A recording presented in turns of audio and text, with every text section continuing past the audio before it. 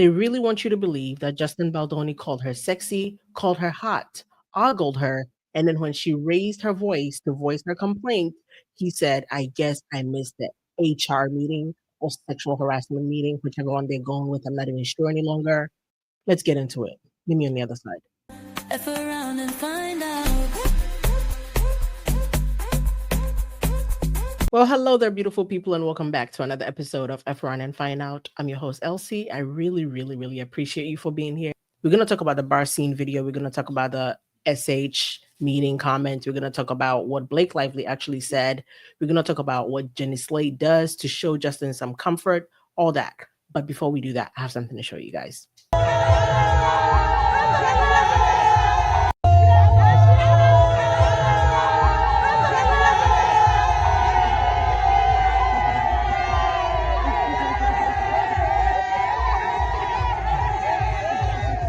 The reason why they are shouting is because we are going to prepare their pipe for them. May God bless you.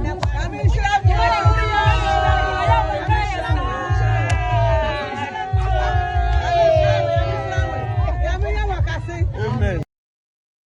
So my uncle went to the community, or you're seeing this tomorrow, so 2 days ago, and he let them know their pump is going to get fixed. He let them know their well is going to get fixed. They're going to have fresh water again very soon, within the next week. And let me tell you, they were excited. This was after church. That's why they're dressed like in the same thing. They're like in a women group. They literally just came from church and they found out, and they're on cloud nine, if you will. So I'm going to play this video. I'm going to have to translate. My uncle is going to try to translate also, but this is like one of the leaders in the community explaining that they don't have fresh water. They don't have clean water, and they're very excited to find out they're going to have that very soon. So remember, I told you this community already has an existing well. It just needed a pump to get the water to come out. We're going to build a whole new well in a new community, but this one is the fix. And I'm going to show you guys what a well actually looks like. I asked them to kind of clean out the area, put some tiles or terrazzo or something to make it not be dusty and have mud around it. So take a listen. The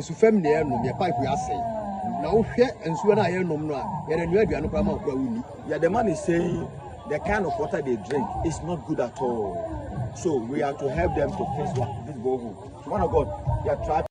So he's going to show you guys how this is what the well looks like, and he's going to show you how it works. I'm saying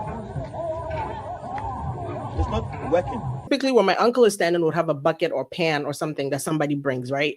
And then on that side, whoever is doing that motion is pumping the water. It's not like a tap you turn and you have to pump it. The motor that allows that to happen has stopped working for like 2 years now. It's not working. So we want to fix it for them. It's been there for about 3 years. So 3 years, not 2. I thought 2, but 3.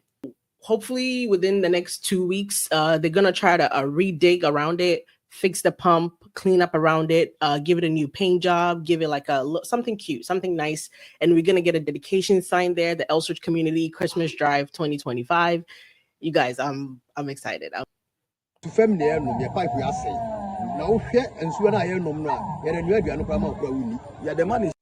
What he just said in my language is they drink water from the ground, from streams, from rivers. That's what, if you saw where the water came from and you came to their house and they offered you food, you probably wouldn't even eat it. If anybody's in the comments and you speak my language, tree, you probably understand that's what he said. In Sufom, which is we drink water from the ground. Means if you came to my house and I cooked for you and you knew that's where the water came from, you probably wouldn't even eat it. I just want to say I'm super grateful. The amount of money we've been able to raise and the amount of time we've been able to do it and the things we're going to do, it makes me just, I'm so happy. I'm so happy. But I really appreciate it. God bless all of you who have been able to give. Those, you still have a couple of weeks to donate if you want to. So you can use the QR code up here or you can use the link in the description. I really appreciate you guys. Okay, let's get into the gossip. So by now, we've all seen the bar video, or if you haven't, I don't know where you've been, but I'm sure multiple people have told you multiple things, different iterations. So I'm going to play the audio and we're going to refresh our memories about what happened in the CRD complaint. Point 60, Blake Lively claims, on another day, Miss Lively wore a low-cut dress to facilitate breastfeeding, but had it covered up with a coat. When the jacket briefly popped open at one point to reveal the dress, Mr. Baldoni commented about how much he liked her outfit. which flustered Miss Lively. Later that day, Mr. Baldoni pressured Miss Lively, who was in her pre-approved wardrobe, to remove her coat in front of the crew and multiple background actors in a packed bar. You would think he asked her to strip down for a strip search. He said that he wanted to see her onesie under the coat because it was zipped low to reveal her lace bra. Wait, so did he ask her to remove her coat to reveal the onesie, or did he ask her to remove the coat to reveal the lace bra that was under the onesie that was zipped too low? And if it was zipped too low, showing her lace bra, is Blake Lively a toddler? Who zipped her onesie? If she wasn't comfortable with the level at which it was zipped, we know she had all the power on that set. We know she had authorship. We know she chose wardrobe. So who exactly is responsible for zipping her onesie low? You mean a zipper that literally takes one motion to open or close, up or down? It was too low. So Miss Lively couldn't zip it up if she wasn't comfortable with where it was. And again, they're in a bar. You guys have seen this video, I'm sure, but I'm going to play it. It's hot. It's hot in there. It looks hot. I'm not even in there, and I can tell it's hot. Consistent with past practice, he said, "I think you look sexy." That's not what he said. In a tone that made her feel ogled and exposed. With other female cast members present, only Jenny Slate was present. If you're looking at cast members, not background actors, she said, "That's not what I'm going for."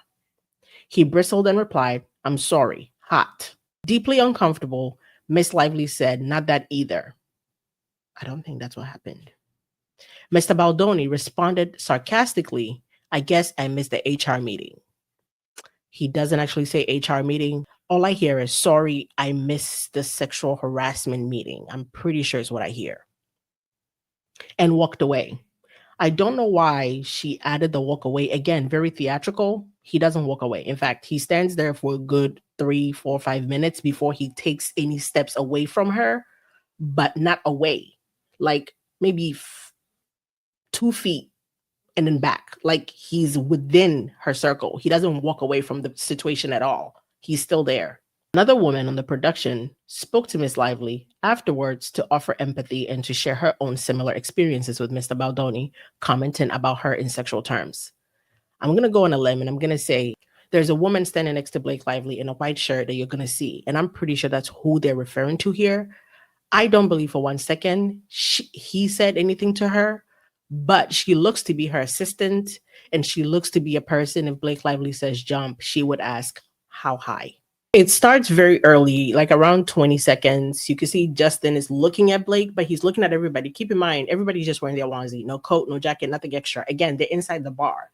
You have to, I want to reiterate, you while you hear, and again, I've listened to this about 10 times now, so I hear exactly what I hear. You may have to pause and re-listen and pause and re-listen. So just be mindful of that. So right there, I'm going to replay it, but he says, "Can I see it with it off?" Very quickly. Can I see it with it off while he's looking? Because it's like, it doesn't look right. We're all in just our onesies. Why do you have a coat on? It's clunky, right?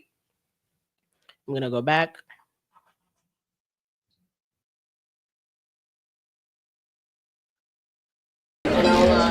Thank you so Nice much. seeing you. Nice seeing you. I hope you heard that. I'll give it to him. Then he says, "We all wearing." He doesn't exactly say we're all wearing our onesie. And then right there, you can hear Justin say, "But are you comfortable?" Like he looks in distress. Like he looks in distress for her.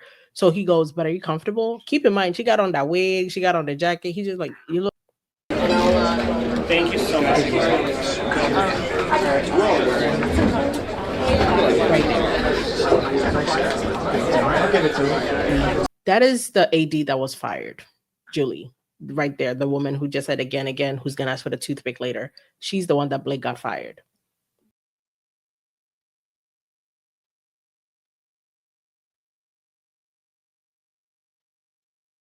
He say, "I think it's pretty hot," and you can tell he's talking about the temperature. Like if you're comfortable, cool, but again, you can see it's hot because he's taken his onesie off, like and tied it around his waist, and he's just wearing a t-shirt. He says, "Well, I think it's pretty hot," like temperature wise. He's not talking about you. And right there, after he says, I think it's pretty hot, and then I think she's taking the jacket off, he says, it's sexy or sexy. Just either it's sexy or sexy. Again, who introduced the word sexy, it's sexy, the phrase into the conversation, into the vocabulary? Blake. From the very beginning, from the time they met, started talking about the script. She's used the word sexy to describe her shoes, the script, words on the page, everything. He's thinking, oh, this is what she's comfortable with. Like, this is her word. Let me make it. He's trying to talk like, oh, I listen to you. Like, I know your vocabulary. She says, SH. And then right there, he indicates there's something in her teeth. You can see that.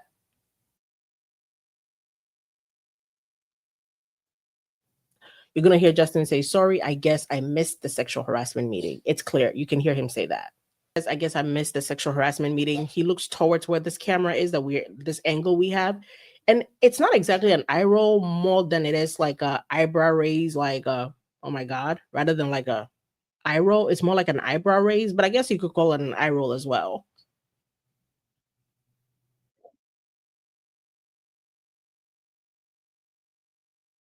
It was kind of like a, right? So I guess eyebrow raise / eye roll, sure. One thing I want to make sure you guys pick up on, at no point in time is Blake Lively looking distressed, disgusted, annoyed, ogled, whatever. She's laughing the entire time. Laughing, like Kiki laughing on her face. So is Jenny Slate. I'm going to play, Blake is going to be behind this man and this woman with this yellow hat fixing whatever is in her teeth. She's laughing through it.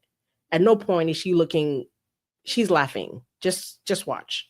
And I actually heard from I don't know who, but the woman with the short blonde hair is Vivian Baker, the hairdresser or makeup artist, whichever one, Carol or Vivian, whichever one does hair, whichever one does makeup. Now, as soon as Justin says, sorry, I guess I missed a sexual harassment meeting, Blake goes, like legitimately laughs, right? I'm going to play it. Just pay attention and listen.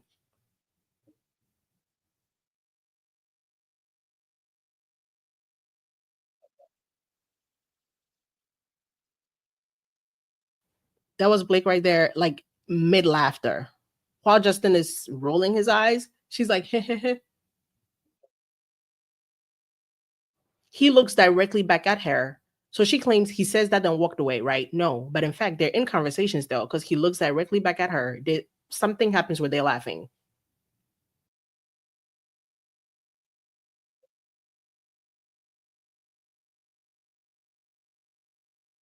She's fixing whatever is wrong with her teeth at that point. Justin is clearly talking to Jenny Slate. I'm so mad because we cannot hear a single word Jenny's saying. You can hear, but you cannot make out a word. Like if you say you hear what Jenny's saying, I'm scared of you. You can't hear a thing.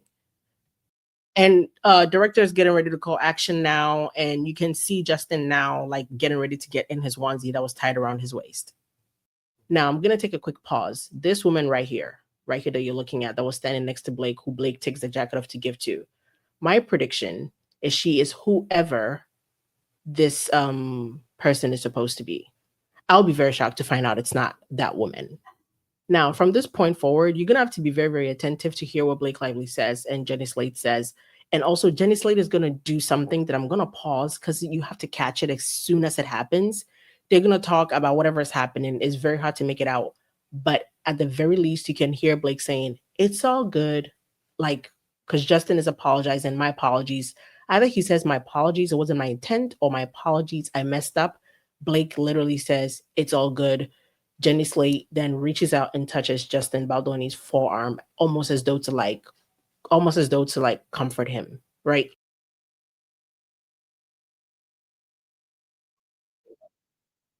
I'm going to play again. I don't know if you saw, but he says, well, my apologies. It wasn't my intent. And Jenny Slate does like a tap on the arm, like, you're good. It's fine.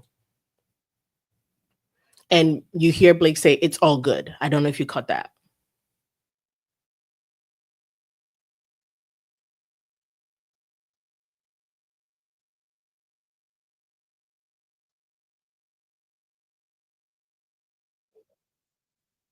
Right there. I'm going to play. I'm really hoping you guys catch it.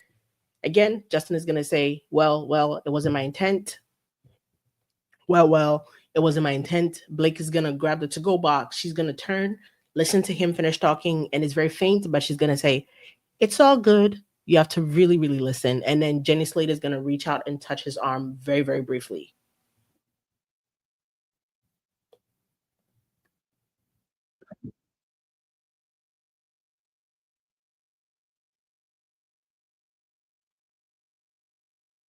Did you see the Jenny Slate arm touch? We're gonna go back so you can see.